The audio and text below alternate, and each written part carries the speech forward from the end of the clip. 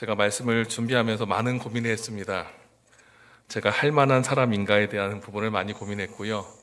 왜 그런 고민을 했냐면 코로나 때문에 저희가 한 몇 년간 선교와 교회 부흥에 많은 저항들이 있었습니다. 그리고 이제 코로나가 끝난 후에 어떻게 교회 방향이 나아가야 될지에 대한 많은 고민들이 있어야 되는 시기에 제가 어떤 말씀을 준비해야 될지 많이 고민을 했었는데, 그래서 솔직히 좀 거절을 했었습니다. 왜냐하면 제가 그렇게 유능한 사람이 아니라 이 동해 지역에, 또 영동 지역에 가장 중요한 교회 중에 하나인 동해중앙교회가 그 방향을 갖고 가야 되는 데 있어서 많이 부족하다 생각했는데, 하나님께서 귀한 시간을 주셔서 오늘 여러분들 앞에 부족하지만 한 주일 동안 말씀을 전하게 되었습니다. 말씀이 많이 부족하지만 말씀 안에서 느껴지는 하나님의 이끄심과 움직임을 좀 잘 알아들으시고 그 안에서 올 한 해에 내가 어떻게 하나님 앞에 움직여야 하는지를 좀 생각하는 시간이 되었으면 좋겠습니다. 그런 마음을 가지고 제가 정한 이 말씀의 제목은 예수께서 향한 의도적 발걸음입니다. 그래서 이 말씀을 준비하면서 이사야 25장 7절에 있는 말씀이 제 마음속에 많이 마음을 움직였습니다. 좋은 소식을 전하며 평화를 공포하며 복된 소식을 가져오며 구원을 공포하며 시온을 향하여 이르기를 내 하나님이 통치하신다 하는 자의 산을 넘는 발이 어찌 그리 아름다운가. 저는 이 말씀에서 소식과 그리고 하나님의 이름에 초점을 맞추지 않았습니다. 저는 산을 넘는 사람의 발에 맞췄습니다. 왜냐하면 발 없는 말이 천리는 가지만 그 말은 사람의 발에 의해서 전해져야 하기 때문입니다. 우리가 갖고 있는 복음은 좋은 소식이고 복된 소식이며 사람을 살리는 소식인데, 이것이 우리의 발에 입혀지지 못하면 그 소식은 더 이상 좋은 소식이 아니지요. 2023년 새해를 여는 우리의 삶 속에 이런 예수님께서 우리에게 주신 사명, 영혼을 구원하고 예수님의 재림 앞에 준비하는 영적인 책임을 가진 하나님의 종들, 재림 성도로서 우리가 어떻게 그 발걸음을 옮길 것인지에 대한 그런 마음가짐으로 예수께서 향한 의도적인 발걸음, 그것을 한번 생각해 보려고 합니다. 제가 나름 제목을 붙인 건 예수님의 의도적 발걸음이라는 말을 intentional steps라고 했습니다. intentional이라는 말은 영어 단어의 intention이라는 말에서 왔습니다. 이 intention은 의도라는 뜻이고요, 목적이라는 뜻이 있습니다. 의도적이란 말을 다른 말로, 한글로 다른 말로 고의적이라고 하지요. 그 고의적이라는 것은 어떤 목적을 가지고 행동한 것을 이야기합니다. 예수님께서 이 땅에 오신 것도 우연히 오신 것이 아닙니다. 분명한 목적이 있었습니다. 의도가 있었습니다. 그 모습이 로마서 8장 32절에 우리를 사랑하신 하나님, 자기 아들을 아끼지 않고 우리 모든 사람을 위해서, 우리를 위해서 내주신 그 하나님의 사랑을 가지고 예수님은 이 땅에 오셨고 하나님의 부르심을 받아 이 땅에 왔습니다. 그렇다면 하나님의 목적, 예수님의 의도, 그 목적은 어디 있을까요? 바로 사람에 있는 겁니다. 영혼에 있는 겁니다. 그래서 오늘 저는 이 말씀을 준비하고 함께 나누면서 예수께서 행하신 그 발걸음 속에 이 6가지 이야기들을 통해서 우리가 찾아볼 사람들을 좀 살펴보려고 합니다. 남들이 일상에서 볼 수 없는 이들, 큰 배려와 믿음을 가진 비신자들, 사람이 만나기 싫어하는 사람들, 병들어 잊혀진 사람들과 그 친구들, 살려는 의지가 있는 여인, 살려는 의지가 전혀 없는 그 여인, 두 여인 속에 예수님께서 움직이셨던 그 움직임들, 그리고 더 큰 하나님의 계획을 위해서 하나님께서 뜻하지 않게 향하신 발걸음에 대한 이야기로 이번 한 주간의 말씀을 함께 나누도록 하겠습니다. 오늘 저는 그래서 버려진 땅에 버려진 이들이라는 제목으로 마태복음 8장 1절로 4절에 있는 한 이야기로 말씀을 나누겠습니다. 예수님께서 마태복음 5장부터 7장까지 주옥 같은 말씀을 기록하셨습니다. 그 내용을 우리는 네 글자로 뭐라고 하죠? 산상수훈, 산상보훈 이렇게 얘기하죠. 좀 요즘 시대 학생들이 알아듣기 어려운 말입니다. 쉽게 말하면 산에서 한 좋은 얘기, 산에서 해주신 은혜로운 말씀들이란 뜻이에요. 산에서 사람들을 만나시고 여러 은혜롭고 복된 소식을 다 말씀하신 예수님께서 산에서 내려오시면서 이제 8장 1절의 이야기가 생깁니다. 이 8장 1절에는 예수님께서 산을 내려와서 사람들을 만나러 다니시는데 산에서 내려올 때에 많은 무리들이 예수님을 따라다녔습니다. 예수님께서 다니는 그 길에는 이 설교 말씀이 좋았던 예수님과 그리고 그 말씀의 뜨거움에 감동된 여러 추종자들이 함께 다니면서 그 길을 가고 있었습니다. 그럼 예수님의 그 길은 분명히 어느 목적지가 있었겠죠. 그런데 그 목적지 앞에 갑자기 한 사람이 나타나서 나병 환자가 그 길을 막습니다. 그리고 예수님께 절하며 주님 할 수 있으시면 저를 좀 깨끗하게 해주세요. 예수님이 손을 내밀어서 그 나병 환자에게 손을 대시고 그래 내가 원한다. 그러니 깨끗해져라. 너 다 나았어. 그렇게 얘기하시니 그 나병 환자가 다 나았습니다. 그리고 대신 한 말씀 하십니다. 어떤 사람에게도 이야기하지 말고 제사장에게 가서 이 몸을 다 보여주고 그 명한대로 예물을 드리고 그들에게 네가 나은 것을 입증시키라고 이야기합니다. 그리고 예수님이 그 길을 떠나시고 예수님의 비로소 첫 번째 사역이었던 갈릴리 봉사가 시작되십니다. 실제 예수님께서 이 이야기를 만들었던 그 상황들, 축복의 산에서 하나님의 말씀들을 전했고 산은 이 말씀들이 선포되고 하나님의 축복이 이 땅에 전해지는 장소였습니다. 그 축복은 단순히 말씀으로만 설교로만 남아서는 안 됐지요. 그래서 예수님은 산에서 말씀하시고 산을 내려오셔서 이제 말씀을 받은 은혜와 감동을 갖고 걸어 내려오셔서 사람들을 만나십니다. 그리고 그 예수님께서 만났던 그 사람들의 첫 번째 장소가 여기 갈릴리 호수가 있는 이 지역입니다. 그래서 이 갈릴리 바다 근처, 이 호수 근처에서 예수님께서는 늘 말씀을 전하고 사람을 만나셨고 병자들을 치유하시면서 이 산기슭에서 홀로 밤을 지새우면서 기도하시고 그가 하나님 앞에 다시 한번 그 목적을 잃지 않도록 붙잡으셨던 그 시간을 여기서 갔습니다. 그리고 아침이 되면 다시 사람들을 만나고 가르쳤던 그 시간들. 그 예수님은 그렇게 갈릴리 봉사를 하셨습니다. 그분의 산을 내려오는 발걸음은 그렇듯 은혜로운 말씀 속에 많은 무리들이 함께 있었습니다.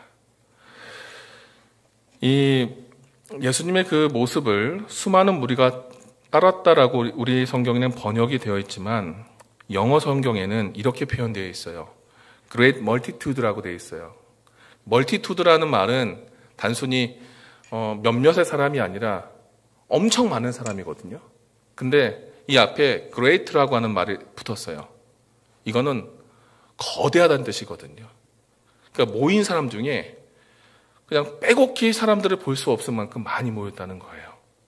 그러니까 예수님의 말씀이 단순히 은혜 놓았다는 그 자체를 넘어서서 그 당시의 사람들의 마음속에 파고들은 거예요.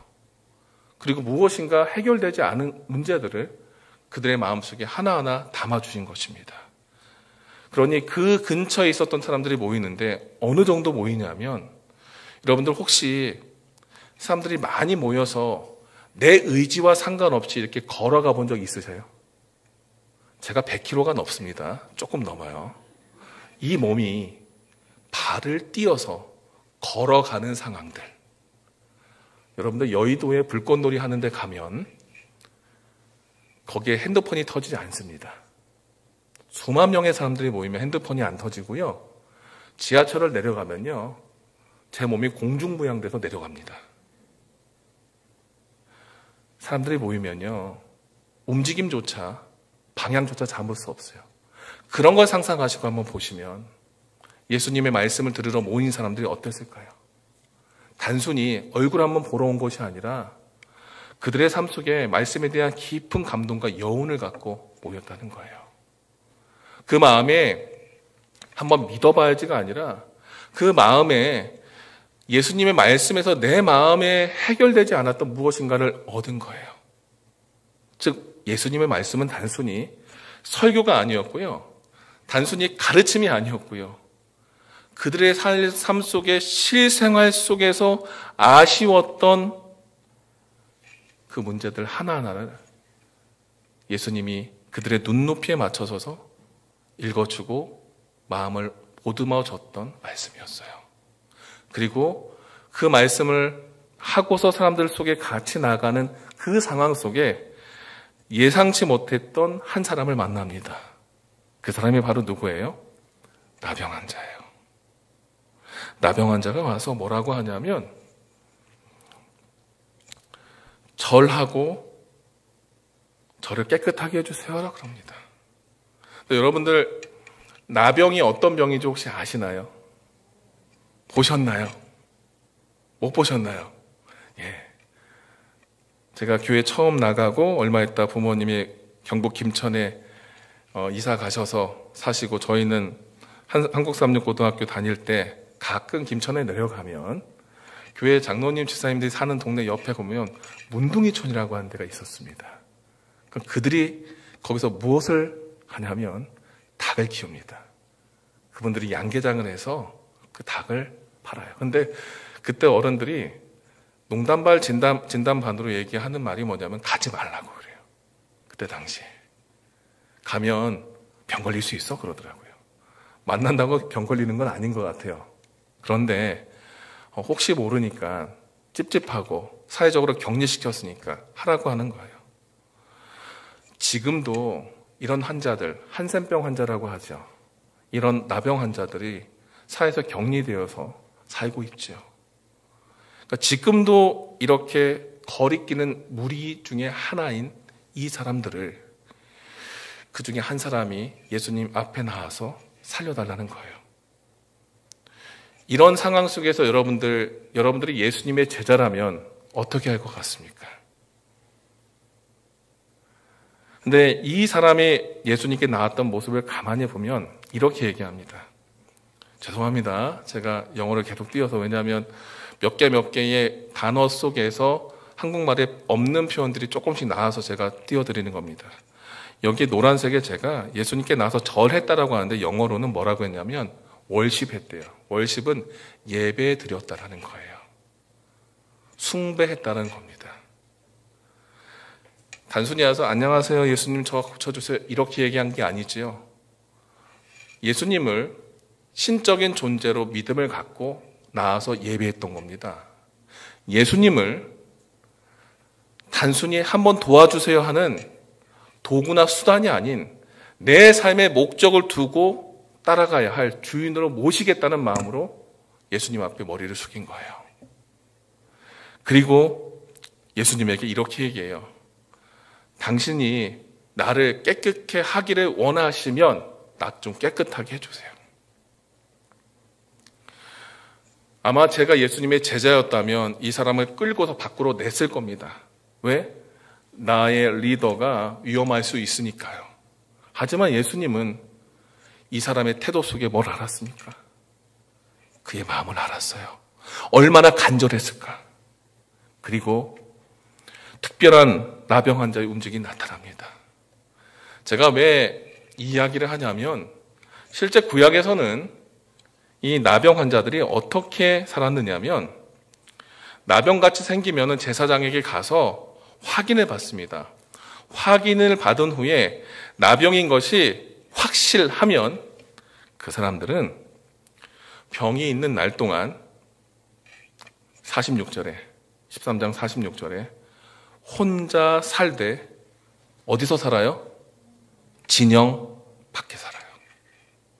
진영 밖에 산다는 건 가족들과 같이 살아요? 못 살아요? 못 살지요. 무리와도 같이 살아요? 못 살아요? 못 살아요. 예전에 이 상황, 이때 당시의 사회는 성을 이렇게 짓고 살았습니다. 성벽 안에는 정상적인 사람이 있었고요. 이렇게 나병이 걸리거나 문제가 생기면 그들을 성 밖으로 내쳤습니다. 자, 그리고 그 당시의 사람들이 이 동양에서 나병을 어떻게 인식했냐면 가장 두려운 질병으로 인식했고 용감하고 힘 있는 이런 사람들에게도 이런 나병은 두려움을 주는 질병이었고 유대인들 사이에서는 이 병이 하나님의 손가락, 하나님의 때리심, 치심으로 심판, 죄에 대한 심판으로 인식되었어요. 그러다 보니까 이 사람들을 만나고 건드리고 함께하는 것은 나도 심판받을 수 있다라는 두려움이 있었어요. 그리고 그들은 죽은 사람처럼 대함을 받았습니다. 친구들과 가족들과 다 이별해서 고립된 삶으로 그들의 남은 여생을 다 사는 거예요. 남은 시간이, 내 인생의 남은 시간이 3년, 5년이어도 고립되면 얼마나 힘들어요. 근데 이렇게 나올 정도면 좀 젊잖아요. 10년, 20년, 30년, 40년씩 남은 이 사람 하나가 그렇게 수십 년을 진영 밖에서 혼자 지내다가 예수님께 온 겁니다. 심지어 사람들은 그 사람과 함께 호흡하는 것조차도 두려워했고 그를 배척했습니다. 그렇게 지내왔던 수많은 시간들 그들은 외로웠고요. 절망 가운데 살았습니다. 그런데요. 예수님이 지금 이 나병 환자를 만나기 전에 어디에서 말씀하셨대요? 아까 우리 네 글자 뭐라고 했어요? 산상수훈, 그렇죠? 산에서 말씀하셨어요. 자, 그럼 산은 진영 안에 있을까요? 진영 밖에 있을까요? 진영 밖에 있죠. 성 밖에 있죠. 왜 예수님이 성 밖에서 얘기하셨을까요? 성 밖에 돌봄을 받지 못하고요. 인정받지 못하고요.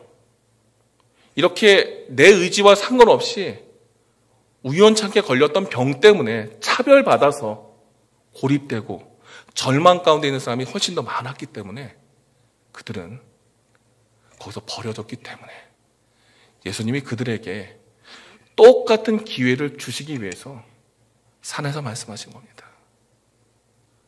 그들은 가까이 올 수가 없었습니다.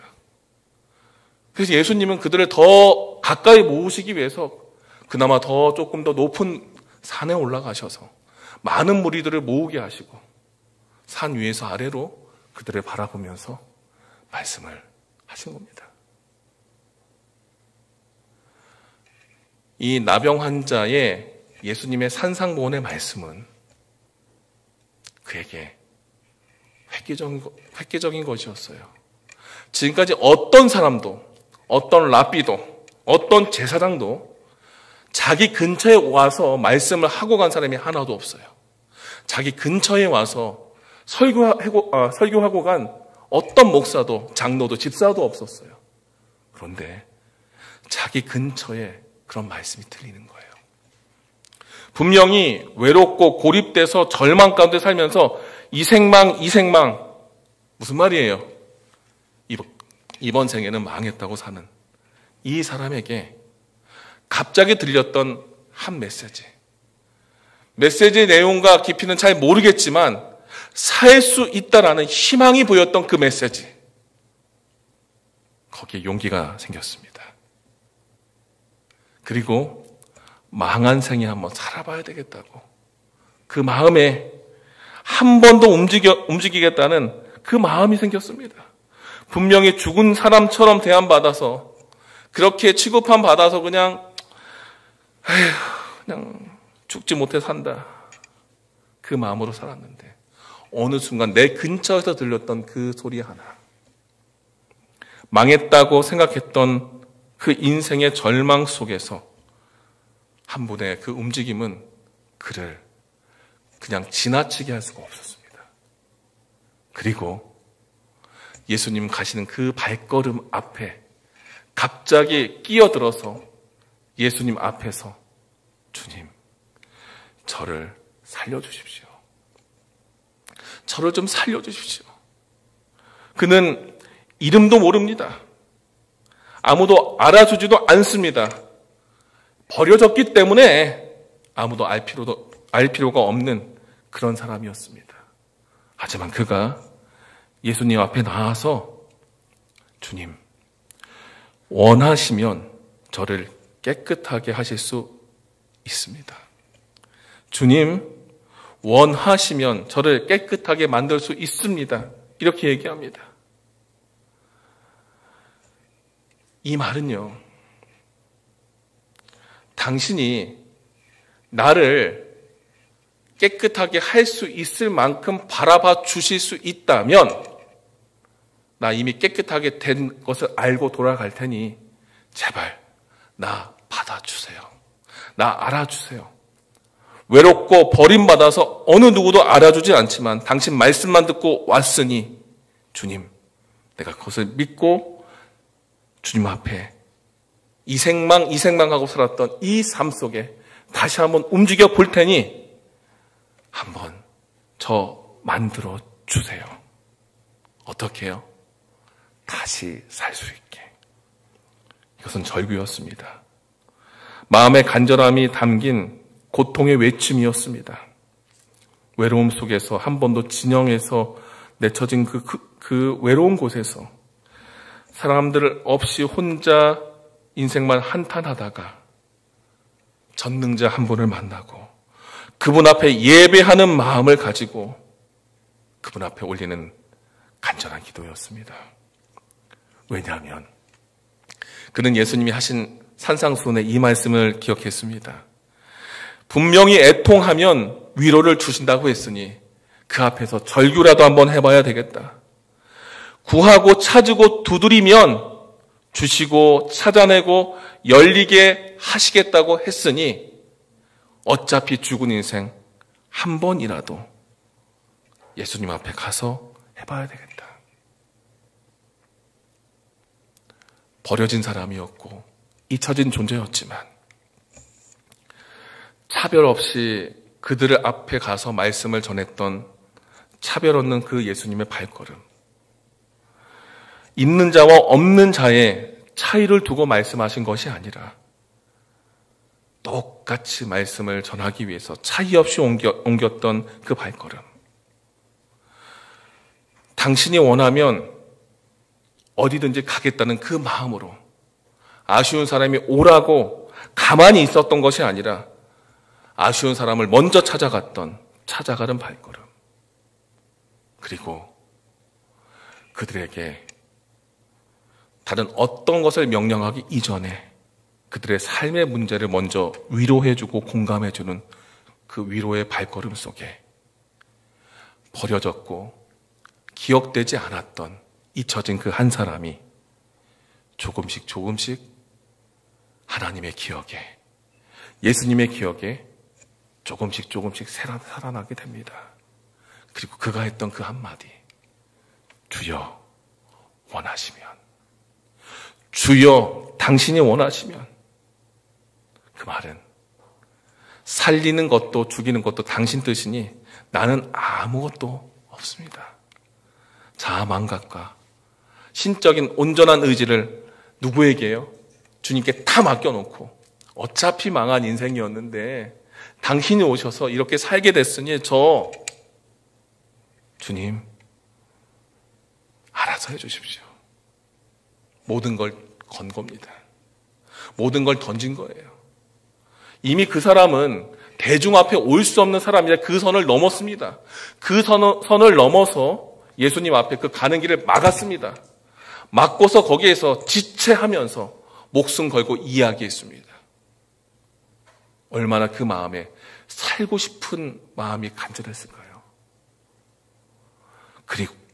그리고 그 한 사람의 모습 속에 예수님은 그 믿음을 보십니다. 그리고 뭐라고 얘기하시냐면 내가 원하노니 깨끗함을 받으라. 그랬더니 즉시 나병이 깨끗해진 거예요. 이 내가 원한다라고 하는 그 말은 분명히 이 사람이 이렇게 얘기했어요. 당신이 원하시면 그 말이 if you are willing이라는 뜻이에요. willing이라는 것은 열렬함을 가져서 행동하는 그런 모습을 얘기합니다. 즉 당신이 나를 그렇게 살리기 원하시면 이런 뜻이에요. 그래서 그 사람이 당신이 그렇게 하기 원하시면 이렇게 얘기했더니 나병 환자가 예수님이 그래 네가 내 마음 알았구나. 내가 원하니 내가 너 고쳐줄게. 그리고 어떻게 고치냐면 그 마음의 간절함을 보고 예수님이 어떻게 반응하시냐면 중요한 건 이 말씀입니다. 8장 3절에 손을 어떻게 했어요? 내밀었어요. 영어 성경 put out이에요. put out은 숨겨놨던 손을요 빼서 보여준 겁니다. 쓰지 않고 갈 이유가 없는데 목적을 가지고 이 속에서 빼서 그 사람에게 손을 댄 겁니다. 그리고 우리 성경엔 그에게 대시면 그랬지만 영어에는 터치했다 그랬어요. 이 터치는 단순히 뭐 한 거예요? 손을 빼서 그 사람에게 딱 대서 뭐 할 때 우리 흔히 공감하고 위로할 때 어떻게 해요? 안아주죠. 그리고 토닥토닥하고 아픈 데 있으면 같이 손을 얹고 기도하지요. 그의 마음에 함께 공감하는 내 행동을 같이 담아서 그 영혼에게 보여준 거예요. 그리고 예수님의 손길이 나병 환자에게 딱 닿는 순간 나병 환자는 예수님의 손길 앞에 마음이 어떻게 됐어요? 감동되었어요. 여기 터치라는 말은 두 가지 뜻이 있습니다. 첫 번째는 손으로 만지는 걸 터치라고 하고 두 번째는 마음이 감동받다라는 뜻이 터치예요. 영어의 터치가 두 가지 뜻이 있어요. 즉 예수님의 의도적인 발걸음과 목적을 가진 손으로 만져줬던 그 하나가 누구의 마음을 잊혀지고 버려진 한 사람의 마음이 움직여지도록 만든 겁니다. 어차피 살아있어도 죽은 자 같은 그 사람에게 당신께서 원하시면이라는 그 말 한마디 했던 무시해도 되고 생각하지 않아도 되는데 그래 내가 너 소리 들었어. 네가 그렇게 원하니 내가 뭐 할게? 움직일게. 이 시대의 소망에는 이런 예수님의 사역의 범위를 무엇으로 이야기하냐면 고통받는 자들, 소망이 식어가는 자들에게 다가가서 그의 사역을 뭐 했다 그래요? 감당했다고 해요. 제가 이 구절을 쭉 보면서 예수님이 사역하셨던 그것은 피상적으로 내가 말씀을 전했네, 내가 설교를 했네, 내가 이만큼 봉사를 했네, 이런 사역을 한 것이 아니라요. 그분이 말씀 하나를 하더라도 내가 어느 시간에 어디에서 누가 들을 수 있게 분명히 고민하고 했는데 그 주된 대상이 누구예요? 고통 속에 있는 자들, 소망에 식어 있는 사람들, 위로받지 못하고 버려지고 배척받은 그들을 찾아가셨다는 겁니다.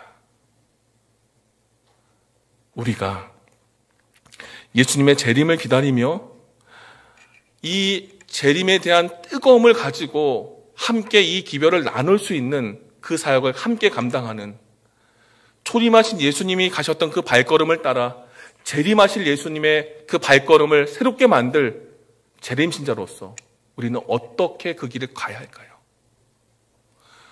편한 선교는 없습니다.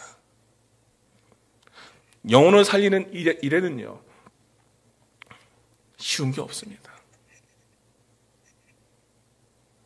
여러분들 응급실 혹시 가보셨습니까? 저도 많이 갔습니다. 애들이 많으면 많이 가게 됩니다. 막내가 엉덩이부터 발끝까지 화상을 입었습니다. 2도 화상을. 물이 터져서. 저희 아이가 목욕할 때 엉덩이가 투톤이에요, 항상. 3살과 1살이 이렇게 아직도 고등학생인데도 발에도 아직 흉이 있고요. 종아리도 뭐라고 해야 되나요? 그 화상 그 포 덮은 그 자국이 그대로 남아 있어요. 평생 갈 것 같아요. 그 아이를 화상 입었을 때 응급실에 가서 고쳐주세요. 제가 이랬을 것 같아요? 병원에 갔더니 우리는 못해 하고 거절당했어요. 그래서 제가 회기동에서 구리까지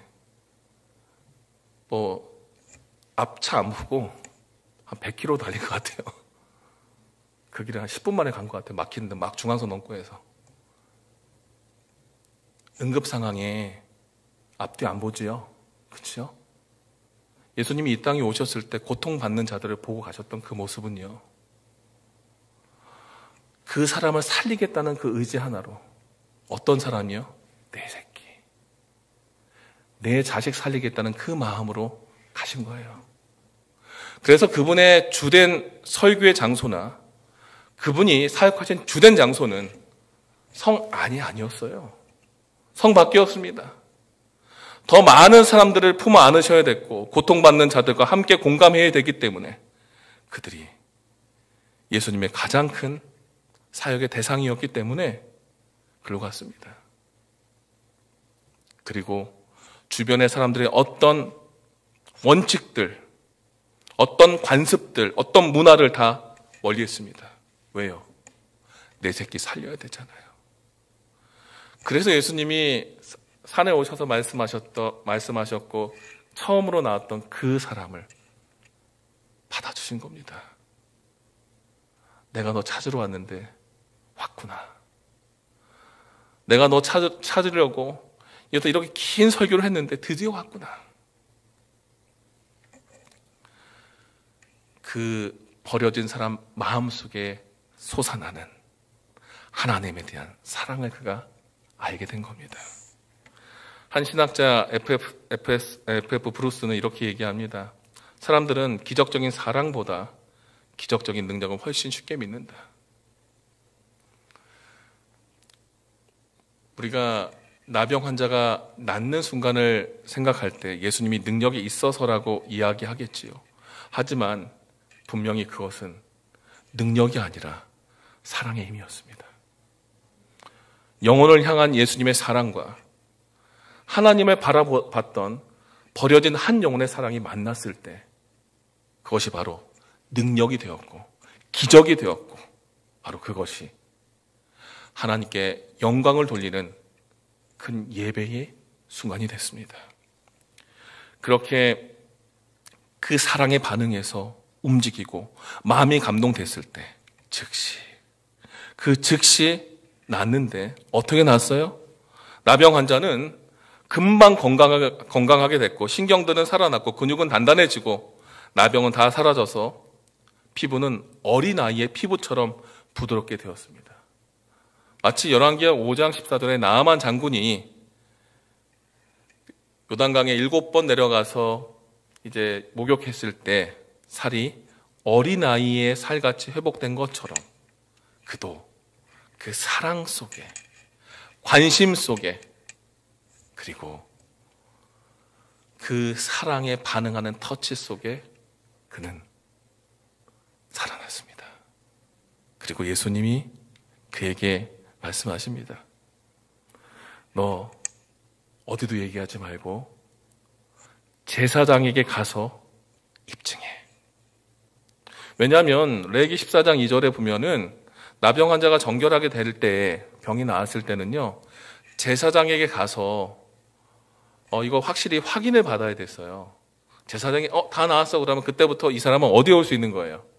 진 밖에서 진 안으로 올 수 있고 가족을 만날 수 있고 잊혀진 존재에서 기억되는 존재로, 지워진 존재에서 기록되는 존재로, 하찮은 존재에서 중요한 사람으로 바뀌는 겁니다.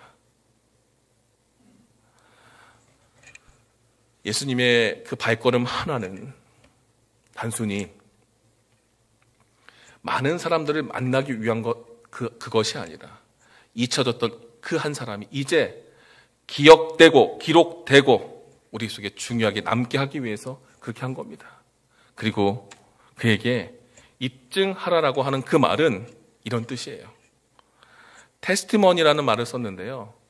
이 테스티머니, 테스티파이 이런 뜻들은 무엇이냐면 우리가 이렇게 이해하시면 됩니다. 예언의 신을 우린 증언의 말씀이라고 이야기하잖아요. 증언. 그렇죠? 증거가 되는 말씀을 이야기합니다. 하나님이 말씀해 주신 증거가 되는 말씀들이라고 이야기하잖아요. 즉 그런 뜻이에요. 너의 다 나은 것이 하나님의 살아계심, 하나님의 능력이 너를 바꿔놓은 증거인 것으로 보이도록 충분히 제사장들에게 보여주고 세상 앞에 당당하게 살라는 거예요.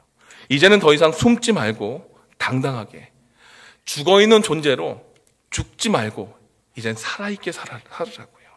그리고 이제는 살아있는 증인의 삶을 살아가라고 이야기한 겁니다.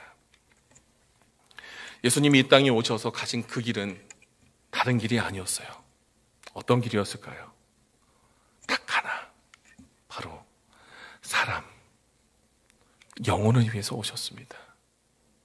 그래서 그의 발걸음과 그의 방향과 그 예수님이 하셨던 모든 일의 목적은 바로 그 의도와 그 목적은 어디 있었어요? 사람에게 있었습니다. 그렇다면 2023년 오늘 이 시간에 살아가는 우리, 예수님 때보다 더 예수님 초림하시고 이제 하늘까지 올라가신 그 시간의 제자들보다 더 가까이 예수님이 다시 오심을 맞이할 수 있는 이 임박한 시간, 우리는 어떻게 한 해를 살아야 할까요? 적당한 건 없습니다, 세상에. 목적과 의도가 분명하지 않으면 모든 것이 무너지고 망하는 세상에 있습니다. 예수님의 재림 앞에 우리가 이제는 예수께서 의도적으로 가셨던 그 산 위에서 우리가 어렵고 힘든 사람이 있는 그곳에 가서 말씀을 전하고 그들의 삶 속에 함께 공감하며 그리고 그들의 삶 속에 함께 우리의 감동을 나눌 수 있는 사람이 된다면 우리는 예수님의 재림 앞에 함께 영원한 생명을 준비하는 그 과정에 있다는 증거의 삶을 산다는 것을 기억하시기 바랍니다. 올 한 해가 내가 영적으로 다시 한번 살아나고 올 한 해가 내가 다시 한번 잊혀지고 버려진 그들에게 다가갈 수 있는 그런 특별한 증인의 삶으로 거듭나는 그런 한 해가 되길 바라며 말씀을 마치겠습니다.